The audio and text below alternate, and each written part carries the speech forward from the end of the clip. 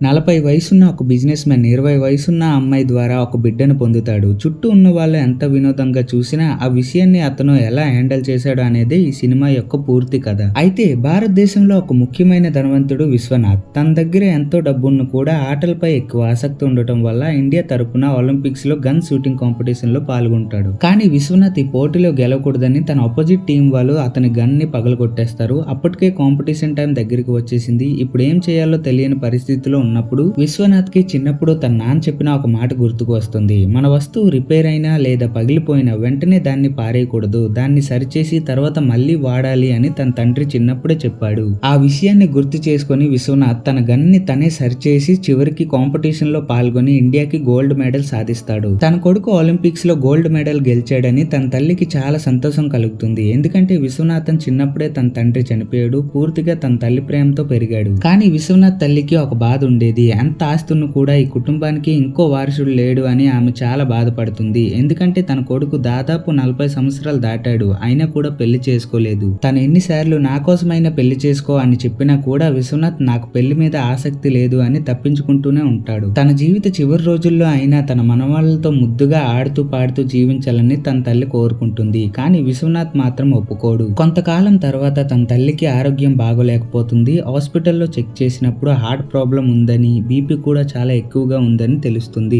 ఇలాగే వదిలేస్తే పరిస్థితి మరింత చేదుగా మారుతుందని డాక్టర్స్ ఆపరేషన్ కి సిద్ధం చేస్తారు. అప్పుడే డాక్టర్ ఆమెని ఈ వయసులో మీకు ఎందుకు ఇంత బాధ అని అడగ్గా నా కొడుక్కి ఇంకా పెళ్లి కాలేదు, అదే నా పెద్ద బాధ అని ఆమె చెప్తుంది. అప్పుడు డాక్టర్ విశ్వనాథ్ ని పిలిచి మీ అమ్మకి ఆపరేషన్ చేసిన తర్వాత కూడా ఆమె సంతోషంగా ఉండడం మీ చేతుల్లో ఉంది. ఈ వయసులో ఆమె సంతోషంగా ఉండాలి, కానీ మీకు పెళ్లి కాలేదు అని ఆమె చాలా బాధపడుతుంది. కనీసం ఆమె కోసమైనా పెళ్లి చేసుకోండి అని సలహా ఇస్తుంది. అలాగే డాక్టర్ కి తెలిసిన ఒక అమ్మాయి ఫారెన్ లో ఉంటుందని, ఆమె కూడా డాక్టర్ అని, మీ ఇద్దరికి మంచి జోడీ అవుతుందని చెప్పి ఆ అమ్మాయి నంబర్ ఇస్తుంది. విశ్వనాథ్ కూడా సరే అని ఆ అమ్మాయి నంబర్ తీసుకుని మాట్లాడడం మొదలు పెడతాడు. రోజులు గడుస్తూ ఉండగా ఆ అమ్మాయి ఇంకా విశ్వనాథ్ మధ్య మంచి స్నేహం ఏర్పడుతుంది. తను ఫారెన్ లో ఉండడం వల్ల విశ్వనాథ్ తరచూ ఫారెన్ కి వెళ్లి రావడం చేస్తూ ఉంటాడు. ఇలా ఒక సంవత్సరం గడిచిపోతుంది. ఒక రోజు అకస్మాత్తుగా మీడియా అంతా సెన్సేషనల్ న్యూస్ రాబోతుంది అని తెలుసుకుంటారు. అందరూ విశ్వనాథ్ ఆ అమ్మాయిని పెళ్లి చేసుకుని వచ్చాడని అనుకుంటారు. కానీ నిజం అది కాదు. ఎయిర్పోర్ట్ నుండి దిగుతున్న విశ్వనాథ్ చేతిలో ఒక చిన్న బాబు ఉంటాడు. అది చూసి అందరూ షాక్ అవుతారు. మీ చేతిలో ఉన్న ఈ బిడ్డ ఎవరిది అని అడగ్గా విశ్వనాథ్ వీడు నా కొడుకు అని చెప్తాడు. అందరూ షాక్ అవుతారు. మీరు చెప్పేది నిజమా? మీ కొడుక?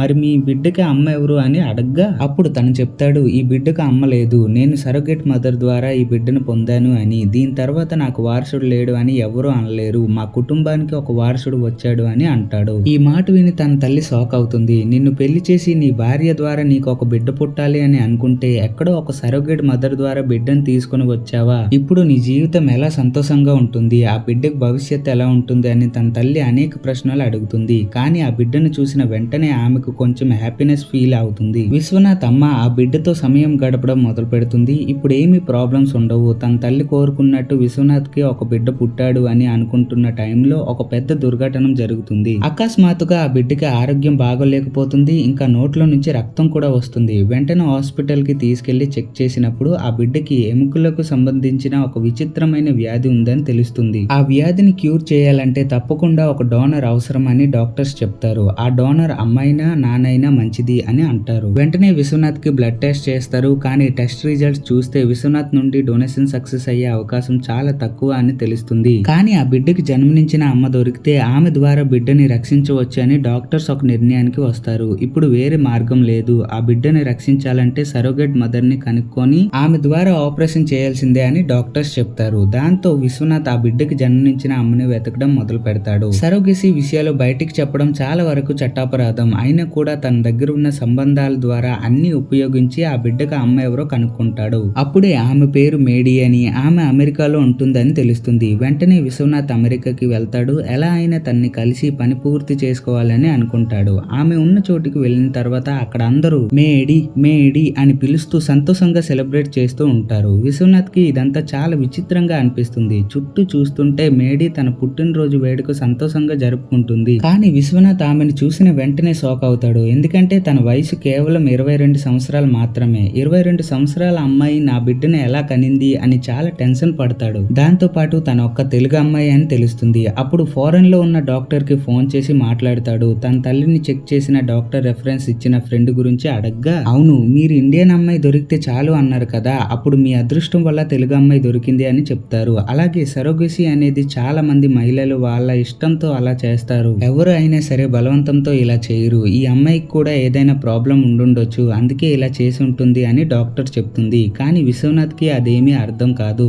అయినా కూడా తన బిడ్డని కాపాడుకోవాలని మేడీ దగ్గరికి వెళ్ళాడు. జరిగిన విషయం అంతా చెప్పి, నువ్వు హెల్ప్ చేస్తే మంచిది కాబట్టి నువ్వు నాతో ఇండియాకి వచ్చి ఆపరేషన్ కి సహాయం చేయాలి అని విశ్వనాథ్ చెప్తాడు. కానీ మేడీకి ఆ బిడ్డపై ప్రేమ లేదా మమకారం ఏమీ ఉండదు. నేను వస్తాను, కానీ నాకు కావాల్సింది డబ్బు మాత్రమే. నాకు $75,000 కావాలి. అలాగే ట్రావెల్ ఇంకా మిగతా ఖర్చులు అన్ని మీరు భరించాలి, అప్పుడే వస్తా అని కండిషన్ పెడుతుంది. ఆ అమ్మాయి మాటలు విని విశ్వనాథ్ కి చాలా కన్ఫ్యూజన్ వస్తుంది. బిడ్డ ఆరోగ్యం బాగోలేదని చెప్పినా కూడా డబ్బు గురించే మాట్లాడుతుంది. నిజంగా ఈ అమ్మాయే ఆ బిడ్డకి అమ్మనా అని అనుకుంటాడు. అయినా సరే అన్ని కండిషన్స్ కి ఒప్పుకొని విశ్వనాథ్ మేడీని ఇండియాకి తీసుకుని వెళ్తాడు. ఇంటికి వచ్చిన వెంటనే విశ్వనాథ్ తల్లి మేడీని చూసి చాలా షాక్ అవుతుంది. ఇంత చిన్న అమ్మాయా, ఈ అమ్మాయి ద్వారా నువ్వు బిడ్డను పొందావా అని ఆశ్చర్యంగా అడుగుతుంది. మేడీ కూడా ఇంటికి వచ్చిన వెంటనే కొంచెం గర్వంగా మాట్లాడుతుంది. దాంతో విశ్వనాథ్ తల్లి కోపం వస్తుంది. ఎక్కడి నుంచి ఈ అమ్మాయిని తీసుకొని వచ్చావు, ఎలా మాట్లాడుతుందో చూడు అని అంటుంది. మేడీ ఇంటికి వచ్చిన తర్వాత కూడా బిడ్డ గురించి ఎక్కువగా అడగకుండా వేరే విషయాల గురించే మాట్లాడుతూ ఉంటుంది. ఆ బిడ్డను తన దృష్టిలో ఏమీ పెద్ద విషయం కానట్టుగా చూస్తూ వెళ్ళిపోతుంది. ఎందుకంటే తన దృష్టిలో తన ఒక సరోగేట్ మదర్ మాత్రమే, అందుకే ఆ బిడ్డపై ఎక్కువగా ఆసక్తి చూపించదు. కానీ ఆ రాత్రి ఆ బిడ్డ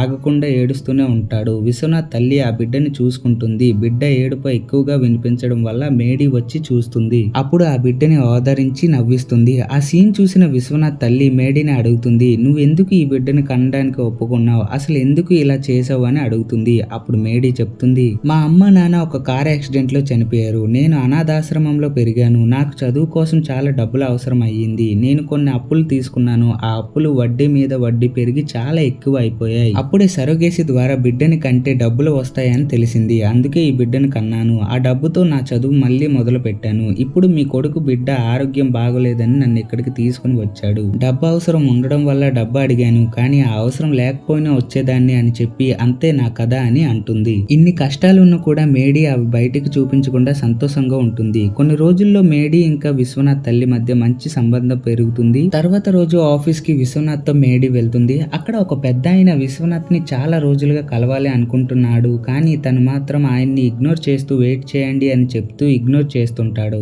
అయితే ఇది చూసి ఎందుకంత ఇది, అయినా ఒక 5 minutes టైం ఇచ్చి మాట్లాడొచ్చు కదా అని మేడీ అంటుంది. ఇది విని కోపంలో తన్ని బయటికి వెళ్లి ఉండమంటాడు. అయితే తను మాత్రం బయటికి వెళ్లి తన తింగర పనులతో కంపెనీ వాళ్ళు అందరితో కబుర్లు చెప్తూ ఉంటుంది. అది చూసి ఇలాగైతే కంపెనీలో ఉన్న వాళ్ళందరూ పనులు చేయకుండా ఉండిపోతారు అని తనని విశ్వనాథ్ వెళ్తున్న ఒక ఇంటర్వ్యూకి తీసుకుని వెళ్తాడు. అక్కడ ఇంటర్వ్యూలో తన విజయానికి కారణం తన నాన్న అని చెప్తాడు. అంతలో అక్కడికి ఆ పెద్దయిన వస్తాడు. అతన్ని వెయిట్ చేయమని స్టూడియోలో ఉంచుతారు. అయితే ఇంటర్వ్యూ టైంలో తన వల్ల బాగుపడిన ఒక అబ్బాయి అమెరికాలో బాగా సెటిల్ అవడం వల్ల తనకు ఆ ఇంటర్వ్యూ ద్వారా కాల్ చేస్తాడు. అయితే అతన్ని చెప్తాడు, మీరు చేసిన హెల్ప్ వల్ల నేను ఇప్పుడు ఒక మంచి పెద్ద కంపెనీలో సీఈఓగా ఉన్నాను. ఇంకా సార్ మీరు ఇక్కడికి రండి, అంతా నేను చూసుకొని లాస్ వేగస్ కి ట్రిప్ కి వెళ్దామని చెప్తాడు. అప్పుడు విశ్వనాథ్, నువ్వు మా బస్ డ్రైవర్ కొడుకు కదా అని అడుగుతాడు. అప్పుడు అతను మెల్లగా కెమెరా దించేసి సైడ్ కి వచ్చి మెల్లగా అవును సార్ అని చెప్తాడు. అప్పుడు ఎందుకు మీ నాన్న పేరు చెప్పగానే అలా పక్కకి వచ్చేసావు అని అడుగుతాడు. మ్యాటర్ ఏంటంటే అతనుకు తన తండ్రి ఏం పని చేస్తున్నాడో అది మిగతా వాళ్ళకి తెలిస్తే ఇన్సల్ట్ గా ఉంటుంది అని అలా చేస్తాడు.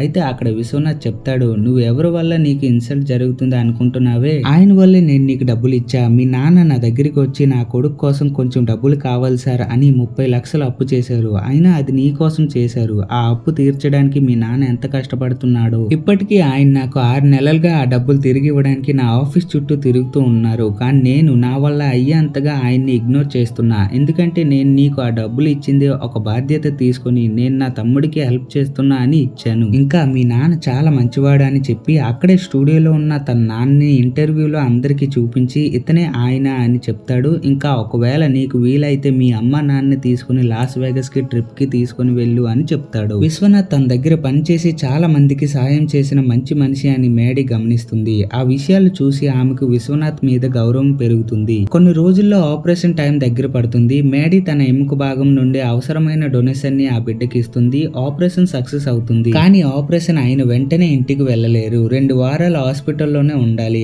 ఆ 2 వారాలు మేడీని ఇంకా బిడ్డని చాలా జాగ్రత్తగా చూసుకోవాలి. విశ్వనాథ్ తల్లి తల్లి వాళ్ళిద్దరిని చాలా ప్రేమతో చూసుకుంటుంది. చిన్నప్పటి నుండి అమ్మ నాన్న లేని మేడీకి ఎవరూ ఇలా ప్రేమగా చూసుకోలేదు. అందుకే ఈ బిడ్డ ద్వారా నన్ను కూడా కొందరు వాళ్ళ ఫ్యామిలీ వాళ్ళలాగా చూసుకుంటున్నారు అని తను హ్యాపీ అవుతుంది. అదే టైంలో విశ్వనాథ్ ప్రతి రాత్రి హాస్పిటల్లోనే ఉంటాడు. బిడ్డ గురించి చాలా బాధపడుతూ అక్కడే నిద్రపోతాడు అనే విషయం తెలిసి మేడీ చాలా ఎమోషనల్ అవుతుంది. ఈ బిడ్డ కోసం రాత్రి మొత్తం ఇక్కడ ఉంటున్నాడు, నిజంగా చాలా మంచి మనిషి అని అనుకుంటుంది. ఒక రోజు మేడీ విశ్వనాథ్ తో మాట్లాడుతుంది. అప్పుడు విశ్వనాథ్ చెప్తాడు, నువ్వేమీ టెన్షన్ పడకు, నువ్వు నా బాధ్యతలో ఉన్నంత వరకు నిన్ను నేను జాగ్రత్తగా చూసుకుంటాను. ఆ మాట విని మేడీకి చాలా హ్యాపీగా అనిపిస్తుంది. ఇన్ని రోజులు నా కోసం ఎవరైనా ఉంటారా అని ఎదురు చూశాను, ఇప్పుడు నాకు ఒక కుటుంబం దొరికింది అని తను చాలా హ్యాపీ అవుతుంది. అప్పుడే విశ్వనాథ్, బాబుతో అటాచ్మెంట్స్ పెంచుకోకు, తర్వాత ఇబ్బంది పడతావు అని అంటాడు. ఇంకా వెళ్ళిపోతాడు. కానీ మేడీ మనసులో ఇంకా ఒక ప్రశ్న తిరుగుతూనే ఉంటుంది, ఇంత మంచి వ్యక్తి అయిన విశ్వనాథ్ కి ఎందుకు ఇంకా పెళ్లి చేసుకోలేదు అని. అయితే ఒక రోజు విశ్వనాథ్ తల్లిని అడుగుతుంది,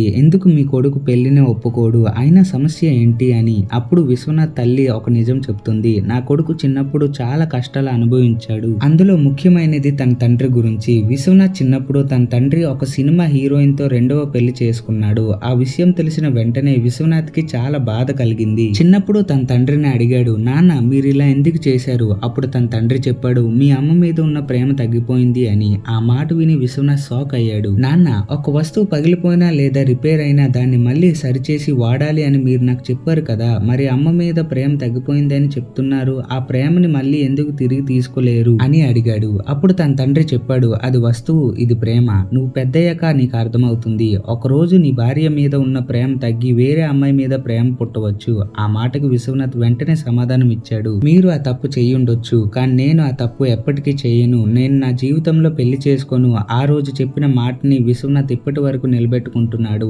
40 సంవత్సరాలు వచ్చిన కూడా పెళ్లి చేసుకోలేదు. నాకు ఒక వారసుడు కావాలని నేనే తన మీద ప్రెషర్ పెట్టాను, అందుకే సరోగేట్ మదర్ ద్వారా బిడ్డను పొందాడు అని తన తల్లి మేడీకి చెప్తుంది. ఆ కథ మొత్తం విని మేడీకి విశ్వనాథ్ మీద చాలా జాలి ఇంకా ప్రేమ కలుగుతుంది. ఇంత మంచి వ్యక్తి జీవితంలో ఇంత బాధల్లో ఉన్నాడా అని ఆమె చాలా ఫీల్ అవుతుంది. ఆ రోజు నుండి విశ్వనాథ్ మీద తనకు ఒక ప్రత్యేకమైన అనుభవం ఏర్పడుతుంది. కొన్ని రోజుల తర్వాత ఇద్దరు కలిసి ఒక హోటల్ కి వెళ్తారు. మేడీ అక్కడ ఫుడ్ కోసం వెయిట్ చేస్తూ ఉంటుంది. అప్పుడే హోటల్ ఓనర్ తనకంటే ముందు వెళ్లి, ఇది నా హోటల్, నేను లైన్ లో రాను అని పొగరుగా అంటాడు. దానికి సమాధానంగా తను మిడిల్ ఫింగర్ చూపిస్తుంది. అప్పుడు అతనికి కోపం వచ్చి తనని బయటికి నెట్టేస్తాడు. కానీ వాళ్ళు ఒకడు తనని బ్యాడ్ టచ్ కూడా చేస్తాడు. ఆ విషయం విశ్వనాథ్ కి తెలిసిన వెంటనే చాలా కోపం వస్తుంది. అప్పుడు అతన్ని ఇంకా తన ఫ్రెండ్స్ ని ఫుల్ గా చితక్కొట్టి తనకు సారీ చెప్పిస్తాడు. ఈ హోటల్ నీదని గర్వంతో మేడీని బయటికి పంపించావా, ఇప్పుడు ఈ హోటల్ ని నేనే కొనేస్తాను అని చెప్పి ఆ హోటల్ ని కొనేస్తాడు. ఆ విషయం చూసి మేడీ చాలా ఎమోషనల్ అవుతుంది. నా కోసం ఎవరైనా ఇలా కోపం పడతారా, నా కోసం ఫైట్ చేస్తారా అని అనుకుంటుంది. అప్పుడు తన నిజాయితీగా, నా పక్కన కూడా కొంచెం తప్పుంది అని చెప్తుంది.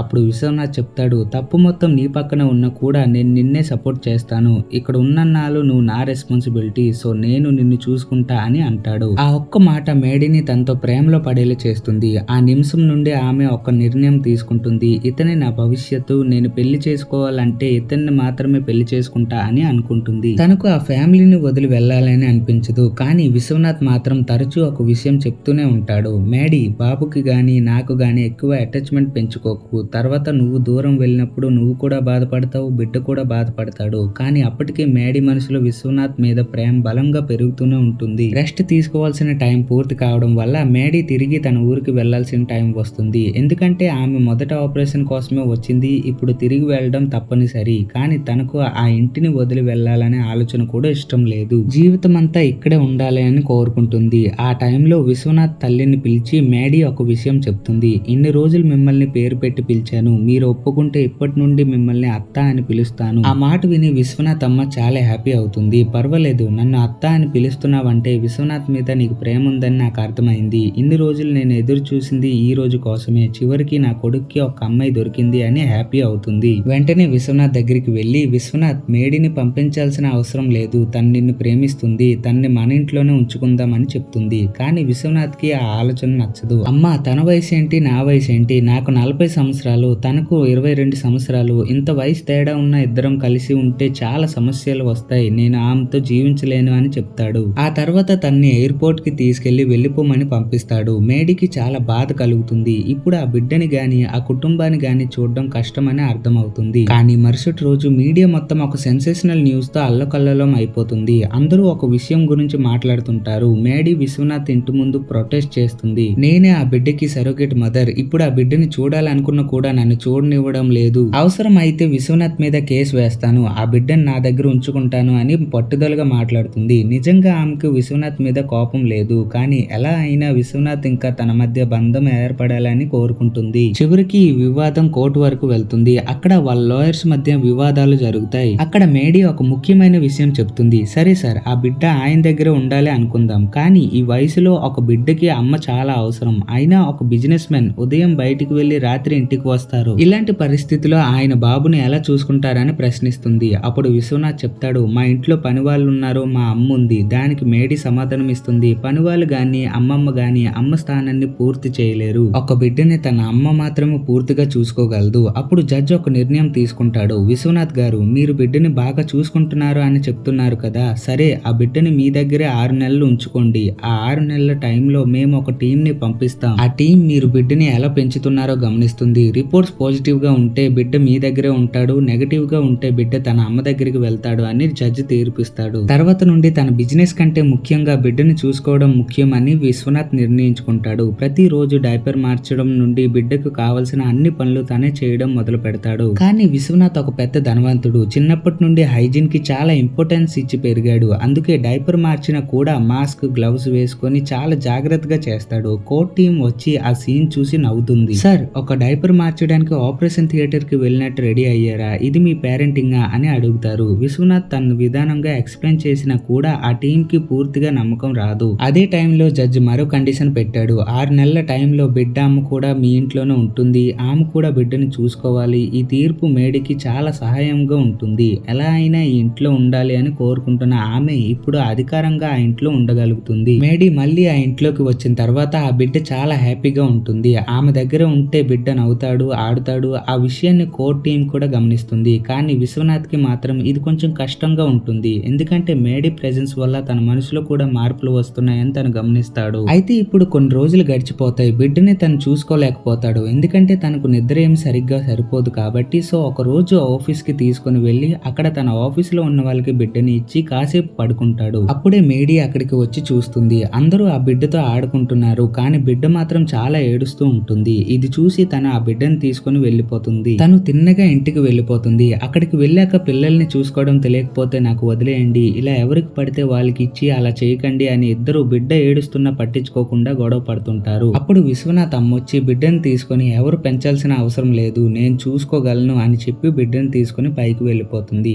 అయితే అదే నైట్ మళ్ళీ బిడ్డని తీసుకుని మేడీ దగ్గరికి వెళ్ళి, సర్లే ఏదో కోపాన బిడ్డని ఎవరు ఎత్తుకోకండి అనేసా, దానికి బిడ్డని ఎత్తుకోకుండా ఉండిపోతావా, ఇదిగో తీసుకో అని బిడ్డని ఇస్తుంది. అయితే ఇలాగే కొన్ని రోజులు గడిచాక తను బిడ్డని తినిపిస్తూ ఉంటుంది. అదే టైంలో అక్కడికి ఇన్స్పెక్షన్ టీం రావడం చూసి విశ్వనాథ్ మేడీకి పైన ఒక వస్తువు ఉంది తీసుకురా అని చెప్పి తన బాబుని తినిపిస్తున్నట్టు యాక్టింగ్ చేస్తూ తినిపిస్తాడు. అప్పుడే వాళ్ళు వచ్చి అది చూసి ఇప్పుడు బాగా కేర్ చేస్తున్నారు అని అనుకుంటారు. అప్పుడు మేడీ వచ్చి లేదు లేదు, ఇప్పటి వరకు నేనే తినిపించా, ఇప్పుడే చీటింగ్ చేసి లాగేసుకున్నారు అని చెప్తుంది. కానీ అక్కడున్న పనులందరూ విశ్వనాథ్ కి సపోర్ట్ గా ఉంటారు. అప్పుడే విశ్వనాథ్ అమ్మ వస్తుంది. అప్పుడు తను, చూడు అత్తయ్య, బాబుని నేను తినిపించా అంటే మీ అబ్బాయి ఎలా చేస్తున్నారో అని అత్తయ్య అత్తయ్య అంటూ ఉంటుంది. అది విని తను చాలా హ్యాపీ అవుతుంది.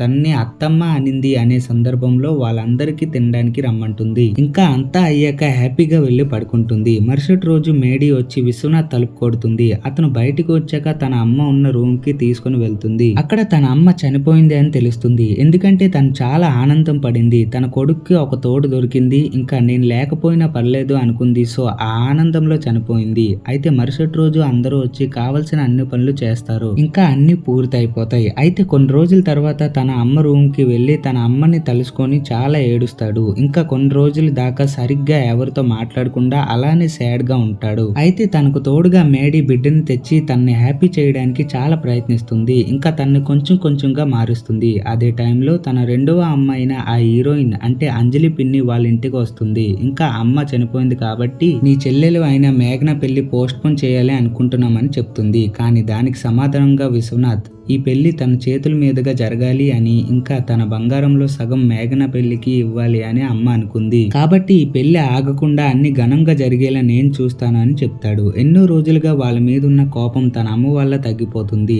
అయితే తర్వాత వాళ్ళు ముందు ఇల్లు ఉన్న ఊరు ఊటీకి మేడి, బాబు ఇంకా విశ్వనాథ్ వెళ్తారు. అక్కడ అందరూ తనని వెల్కమ్ చేస్తారు. ఎందుకంటే విశ్వనాథ్ చిన్నప్పుడు ఇక్కడ ఉండేవాడు. సో అక్కడ ఉండే పని వాళ్ళు అందరినీ కూడా బాగా గుర్తుపడతాడు. ఇంట్లో అందరూ తను రావడం వల్ల హ్యాపీగా ఉంటారు. కానీ తన చెల్లి మాత్రం కొంచెం మూడ్ ఆఫ్ లా ఉండి వచ్చినందుకు థ్యాంక్స్ అని చెప్పి వెళ్ళిపోతుంది. అయితే అదే రోజు వాళ్ళ ఫంక్షన్ హాల్ ని బుక్ చేసుకోవడానికి అక్కడ ఉన్న ఒక రాజకీయ నేత వచ్చి వాళ్ళతో గొడవ చేస్తూ ఉంటాడు. అక్కడికి విశ్వనాథ్ వచ్చి ఒక కాల్ చేసి వాడు నోరు ముయించేలా పెద్ద కాంటాక్ట్స్ కి కాల్ చేసి అతన్ని పంపించేస్తాడు. కానీ వాడు వెళ్తున్నప్పుడు ఒక మైక్ ఉన్న స్టేజ్ దగ్గరలో కోపంలో అయినా ఒకడు ఉంచుకున్న దాని పెళ్లికి ఎందుకురా ఇంత అని అంటాడు. అది మొత్తం పెళ్లి మండపంలో అందరికి వినిపిస్తుంది. అప్పుడు విశ్వనాథ్ వాడిని కొట్టాలి అనుకుంటాడు. కానీ అంజలి పిన్ని ఆపేస్తుంది. ఎందుకంటే వాళ్ళకి ఈ మాటలు పడి పడి అలవాటు అయిపోయాయి. సో ఇప్పుడు గొడవ పెట్టుకున్నా మారేదేం లేదు అని వదిలేయమంటుంది. అయితే ఒక రోజు తర్వాత మగ పెళ్లి వాళ్ళు వస్తారు. అందులో పెళ్లి కొడుకు వాళ్ళ పెదనాన్న ఒక్కడు ఉంటారు. అతనికి చాలా కోపం. సో ఎప్పుడు కోపంలో ఉంటాడు.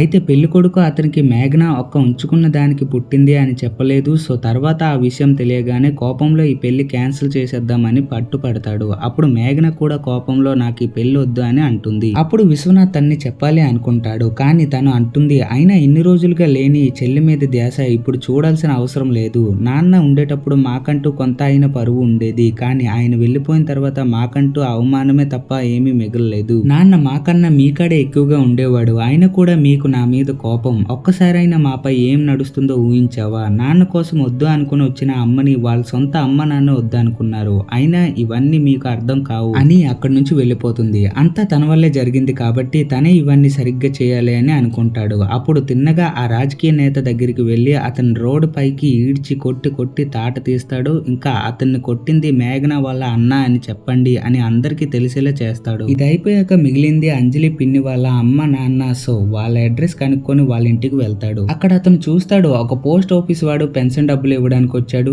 ఇంకా ఒక కూరగాయలు అమ్మే ఆవిడ, ఇలా చాలా మంది వాళ్ళ చుట్టూ ఉంటారు. అయితే అక్కడికి వచ్చాక విశ్వనాథ్ నేను మేఘన అన్నయ్యని తన పెళ్లి గురించి మీకు చెప్పడానికి వచ్చా అని అంటాడు. అప్పుడు వాళ్ళు ఓహో పెళ్లికి ఒక రోజు ముందు గుర్తొచ్చామా? అయినా అది వెళ్ళిపోయిన రోజే తను మేము వేరే అనుకున్నాం. అలాంటప్పుడు ఇప్పుడు ఎందుకు మళ్ళీ నిన్ను పంపించింది అని అంటాడు. అప్పుడు విశ్వనాథ్ ఆమె పంపలేదండి నేనే వచ్చాను అని చెప్పి ఇంకా అక్కడ ఉన్న పోస్ట్ మ్యాన్, కూరగాయలు అమ్మే వాళ్ళు, ఇంకా వాళ్ళని చూడడానికి డైలీ వస్తున్న డాక్టర్ అందరినీ అంజలి అమ్మే చెప్పి వాళ్ళకి అన్ని ఇంటి దగ్గరికి వచ్చేలా చేస్తుంది అని పోస్ట్ మ్యాన్ తో ప్రూవ్ చేయిస్తాడు. ఎందుకంటే అతన్ని విశ్వనాథ్ ఊటీలో ఉన్న ఇంటి దగ్గర చూశాడు కాబట్టి. సో ఇదంతా చూసాక వాళ్ళు అనుకుంటారు మేము తనని వదులుకున్నాం కానీ తను మాత్రం మమ్మల్ని వదులుకోలేదు అని. అప్పుడు విశ్వనాథ్ నేను చెప్పాల్సింది చెప్పాను, ఇంకా మీ ఇష్టం. టైం తీసుకుంటారా అనిపిస్తే కార్ ఇక్కడే పెట్టిపోతున్నా, రేపు వచ్చేయండి అని చెప్పి అక్కడ ఉన్న బస్ స్టాండ్ కి వెళ్ళిపోతాడు. అక్కడికి వెళ్ళాక ఒక కాల్ వస్తుంది. పెళ్లి కొడుకు పెద్దనాన్న కూడా కోపంలో బయటికి వెళ్ళిపోయాడు అని తెలుస్తుంది. అప్పుడు విశ్వనాథ్ తన సెక్యూరిటీ వాళ్ళతో అతన్ని తనున్న ప్లేస్ కి వచ్చేలా చేస్తాడు.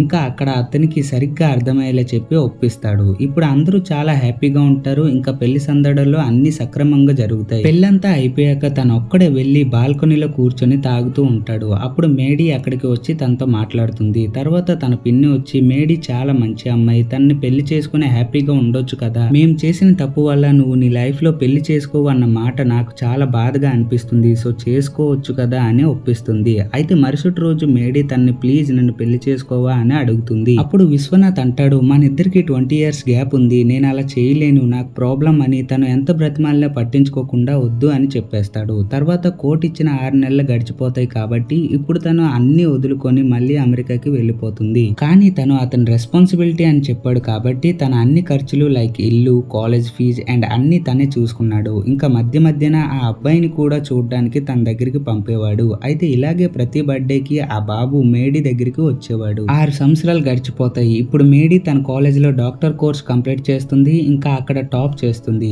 అయితే ఈ సందర్భంలో విశ్వనాథ్ ఇంకా బాబు అక్కడికి వస్తారు. అయితే ఇప్పుడు వాళ్ళు ఒక గార్డెన్ కి వెళ్ళి ఉంటారు. అక్కడ వాళ్ళు కొంతసేపు మాట్లాడుకున్న తర్వాత మేడీ ఇలా అడుగుతుంది, అవును ఒకవేళ నీకు నాకు ఆ ఏజ్ గ్యాప్ లేకపోయింటే నన్ను పెళ్లి చేసుకునే వాడివా అని. అప్పుడు విశ్వనాథ్ మెల్లగా స్మైల్ చేసి అక్కడ నుంచి తన అబ్బాయి వెనక పరిగెడుతూ వెళ్తాడు. తను కూడా అతన్ని వెంటాడుతూ వెళ్తుంది. మ్యాటర్ ఏంటంటే విశ్వనాథ్ కి తను కూడా చాలా ఇష్టం. బట్ అప్పుడే బిడ్డ ఇంకా తన కోసం తన లైఫ్ ని ఎక్కడ వృధా చేసుకుంటుంది అని అలా చేసి ఇప్పుడు తన పేషెంట్ ని తను పొందిన తర్వాత తన్ని ఒప్పుకుంటాడు. ఇలా ఒక మంచి హ్యాపీ ఎండింగ్‌తో ఈ మూవీ ఎండ్ అవుతుంది.